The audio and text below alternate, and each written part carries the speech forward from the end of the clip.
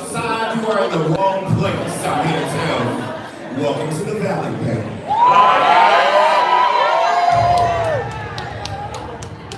Look at Mercedes. I love it.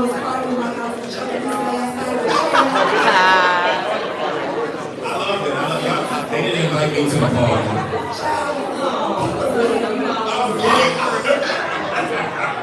Yeah, she doing me. So look, we got some questions and things for y'all. Y'all ready? Because we heard that y'all want to know a few things, so we're going to have a little spark session. We're going to light it up. That's why I said if you're coming here to get relief from the heat, you are in the wrong place, okay?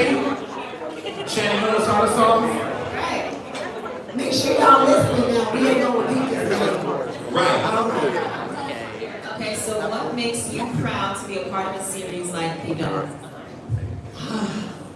Everything. Everything makes me proud about it. I love the culture. I love y'all, the fans, because honey, y'all be fanning for us. I love that. I love my castmates. I love that it's so authentically black and beautiful. It's showing everything about being black. Yeah. Well, Shannon, you know,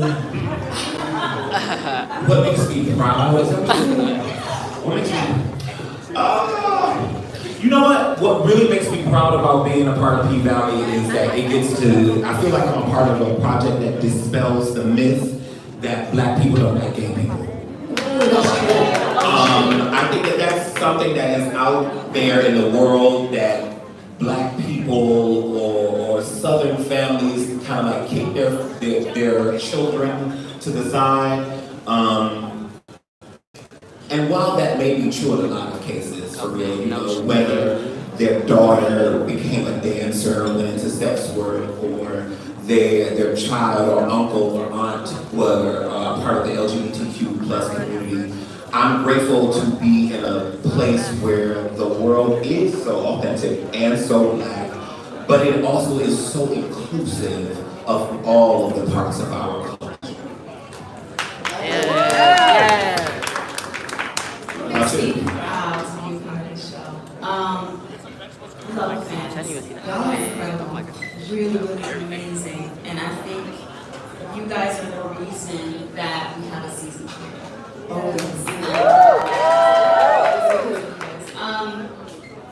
Our show is like no other show on television. That's right. We have broken ground and that you have never seen sex workers, you have never seen strippers in a way that's so human, so three-dimensional and multifaceted. You get to take a peek into their minds and what makes them go for it, why they're staying in the club and why they're caught up. We are unapologetically black. We are unapologetically queer. And yeah, this is a groundbreaking show, and we are a part of history, and that's what makes me so proud to be a part of a show like this. Yeah. I love it. Question number 2, lady. Oh, right, sorry. You didn't hear that. Question number 2. Let me get my own qualified one. How did you all prepare for these unique roles that, quote unquote, go there and dive into the topics that have been labeled taboo? How do you all prepare for these unique roles that, quote, go there and dive into the topics that have been labeled taboo? You know what? The first thing I just thought about y'all, let's just keep it real. Before P-Valley, I didn't like my legs. And I was just so uncomfortable with my body, like stretch marks, and say like, when I tell you P-Valley made me be like, baby, y'all can get all these curves and all this stuff. It just made me comfortable going there. So how I prepared was my acting teacher at the time, Richard Lawson, made me wear shorts to acting class. And then my mentor, Robbie Reed, who works with BET, made me go to like the spa. Y'all probably go to the spa. They said, she was like, no, I need you to go there and really get naked. Because how are you going to be able to portray this authentically on camera if you're not comfortable in your own body? And I feel like doing P-Valley just made me so comfortable. Now to go there with the emotions,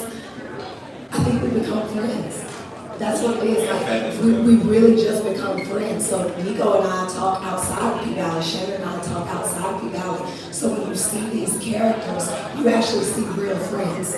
You see, we know about each other's families. We know what's going on in our hearts and loves are good and are bad outside of just being on TV. So that's why you see the truth on screen and the chemistry is real.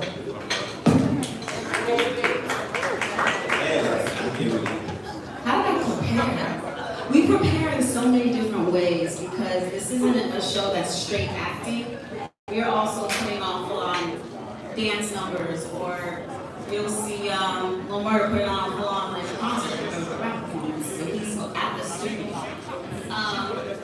So physically, I taught myself how to do splits. I was watching this little girl on YouTube.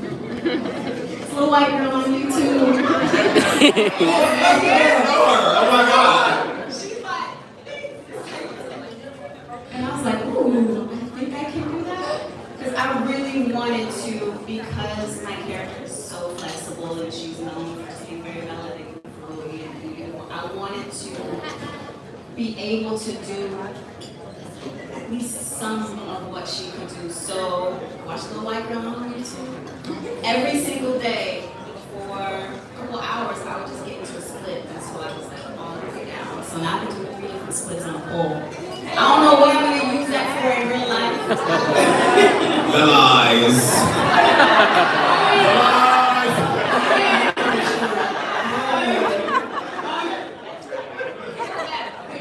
That doesn't sound right. But anyway, moving on. So, emotionally, like, how we prepare for it emotionally. The one thing I really cared about before being on the show was what people thought of me, like people who know me and grew up with me, and how they would feel seeing me this way.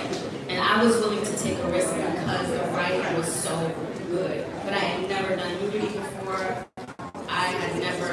This is so new to me.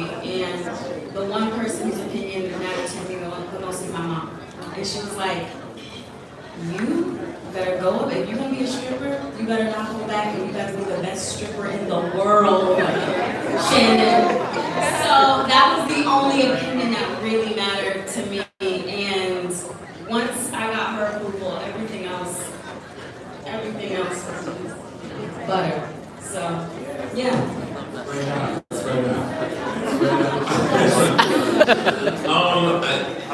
How did I? What is the question? Right. How did I prepare for this experience? You know, this. I mean, if you've been following, you know, like this really kind of like, I will say, it landed in my lap, and then I worked for it because I have been blessed to be a part of this project since 2009, when it was the play Pussy Valley. And the play Pussy Valley was based off of the housing projects that is a real place in Memphis, Tennessee. You know, so people be like tripping a lot of times about like the fact that, you know, this is a fantasy, but it's actually a real place, and that's a part of the authenticity and the depiction of it. So I worked through like that audition process of doing it on stage. But I will say, how did I get to the place of like this intimacy on camera? You mentioned your mom, I'll mention my dad. You know, I recently lost my father 2 weeks ago actually. And thank you, it is all good. He is in a better place and watching over me. So y'all better watch out season 3. I don't know what's gonna come. I got an ancestor that's pushing me further.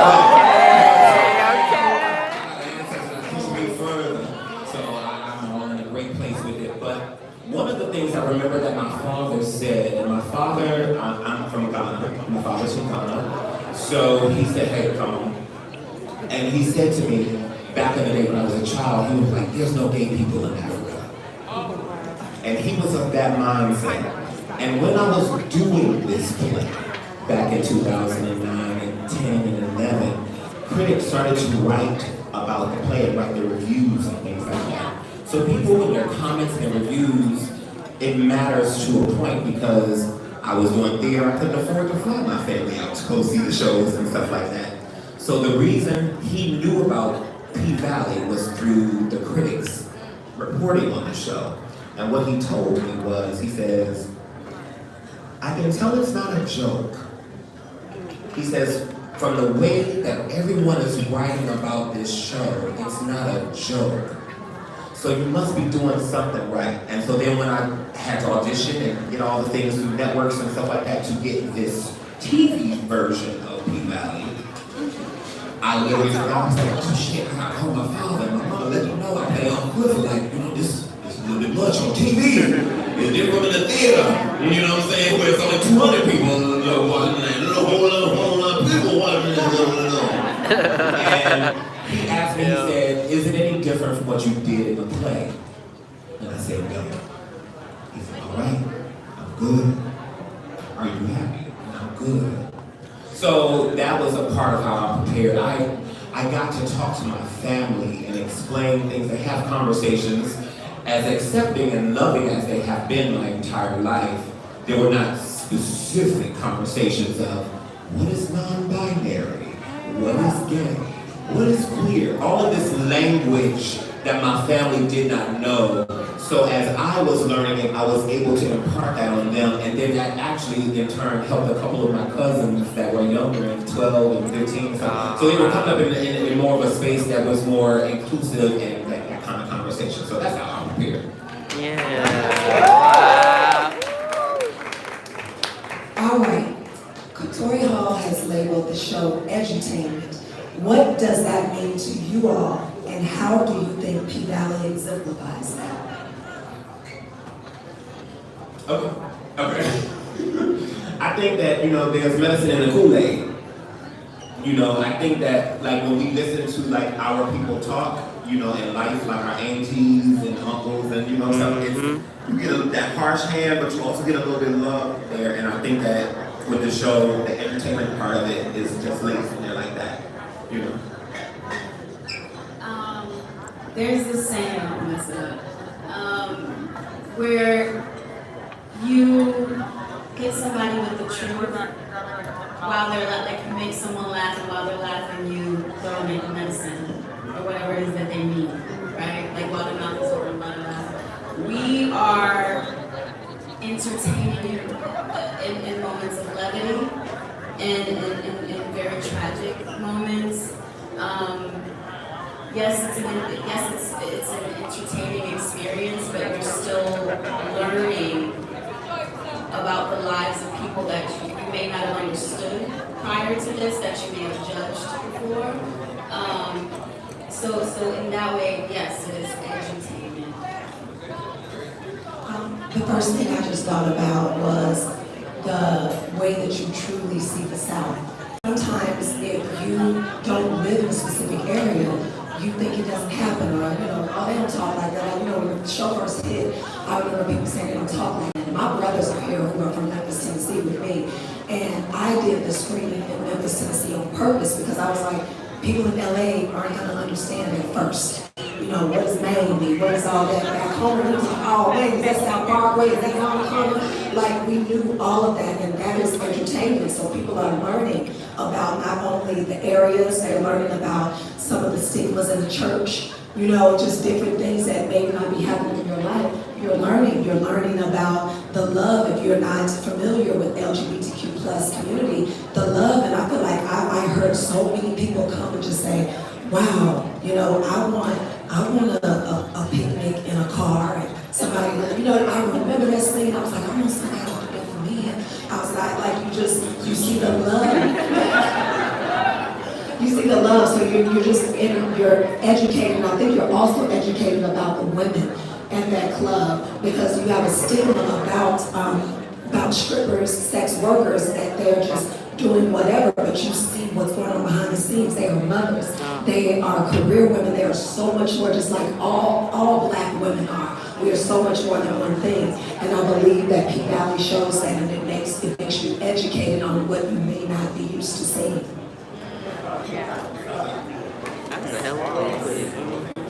Okay, the show is known for tackling some serious subject matter, COVID to abortion rights and mental health. Is there a particular issue you feel strongly about being represented on the screen? Yeah, Roe versus Wade, episode 7. Okay, I'm still, I'm getting sure getting pissed off about it right now. I love that episode because we had no idea that while we were filming that Roe versus Wade was going to be overturned. And the amount of women and young girls that have been in my DM since then, just thanking me. Some of them I coached back in Memphis, Tennessee, and I had no idea of some of the things that they had gone through. So I believe that is really touching to me. I'm so glad that Tori Hall put that story in there so you can see what happens to women, specifically black women. And as a black woman that had a stillbirth at 36 weeks, and no one took my concerns seriously, so my lyric passed away. And so to be able to have that moment with Azaria Carter, who plays Terica, and trying to communicate and educate her. That whole line, it might have been funny to you, can't nobody get no cancer from no abortion. But those are the different stigmas and things that are told in the community. So that is very dear to my heart, for sure. And it actually aired on. Yes. It aired. Was it the day of or the day after Roe versus Wade was overturned? It's insane. They ended up closing down the Pink House in Jackson. So it was crazy that we were able to take part and had no idea. Wow. Shannon, when we asked that question, there's so many different topics that I think about that come to mind. I think about like domestic abuse. I think about the space. I'm thinking about that line that J. Alphonse Nicholson, who plays Lil Murder, says. When Uncle Clifford says, "Who are you?" and he says, "What the world won't let me be."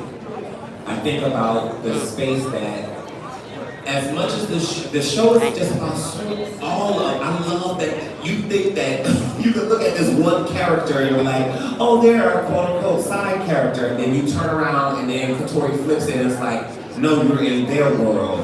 And it's just for me, that's, I'm going to say, is the topic, because every single one of you, us, matters.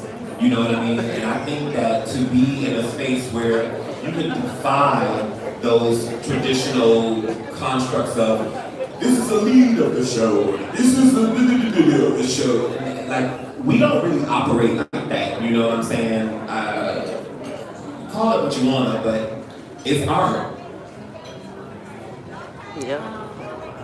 There's a few topics that we tackle on our show that are so important. There's one that I think about where Clifford asked Lil Murder, where are you going to take me? Because he's like, I'm take you out sometime. I can't do that. He's like, where are we going to take me? And to be a black gay man in the South, to be out, to be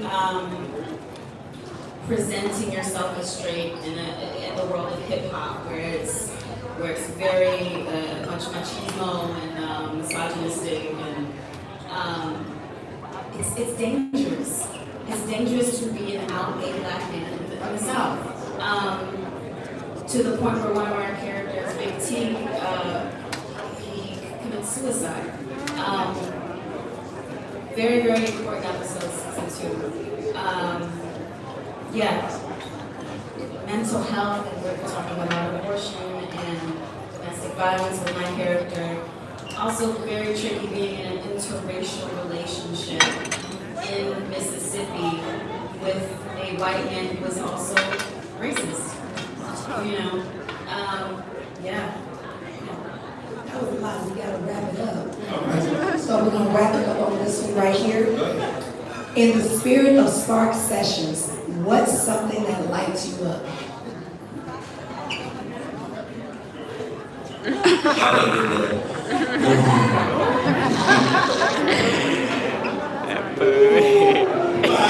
can't let it go right now. Go ahead, jump on in, double dutch with me.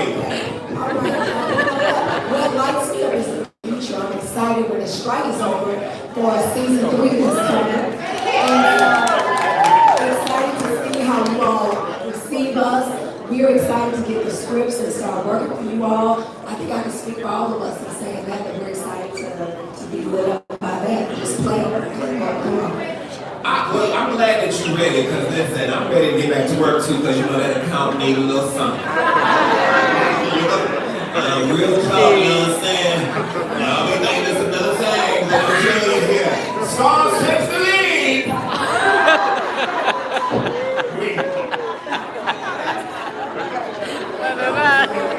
Yeah. This has been so much fun. We love y'all.